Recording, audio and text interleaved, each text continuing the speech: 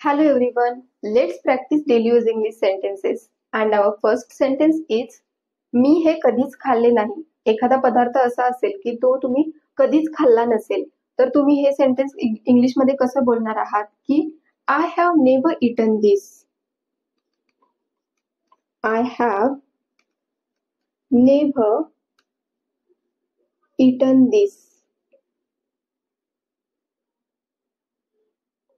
मी हे कधीच खाल्ले नाही. I have never eaten this. मी माझा नाश्ता केला आहे. तर हे सेंटेन्स कसं बोलायचं आहे? I have had my breakfast.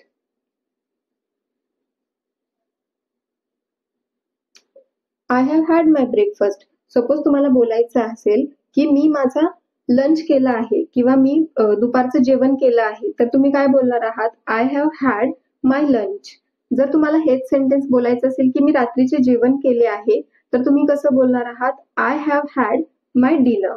Now next sentence is तू इथे यायला हवं होतास. तू इथे यायला हवा होतास. हे सेंटेन्स कसं बोलणार आहे? You should have come here. आता इथे लक्षात घ्या, या वाक्यामध्ये लक्षात घ्या, शुड हॅव नंतर आपण वापरतो V3 म्हणजे वर्बचं तिसरं फॉर्म. तर आता इथं कमचं V1 काय आहे किंवा मेन वर्ब काय आहे? V1 is come, V2 came and again V3 is come. So इथं कम घ्यायचं आहे. तू इथे यायला हवा होतास. You should have come here.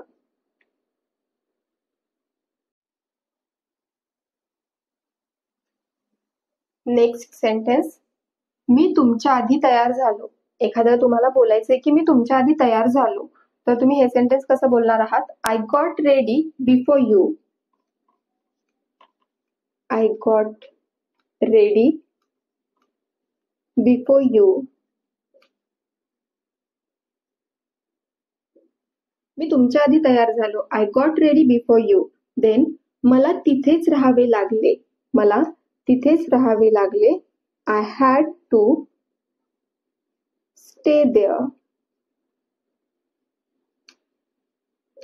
I had to stay there. मला तिथेच राहावे लागले. आता नेक्स्ट सेंटेन्स काय आहे? त्याला इथेच राहावे लागले. तर हे सेंटेन्स तुम्ही कसं बोलणार आहात किंवा याचे आन्सर काय असू शकतं, हे तुम्ही कॉमेंट बॉक्समध्ये सांगण्याचा प्रयत्न करायचा आहे. हे जे सेंटेन्स आहे, याच पॅटर्नचं हे सेंटेन्स आहे. मला तिथेच राहावे लागले. I had to stay there.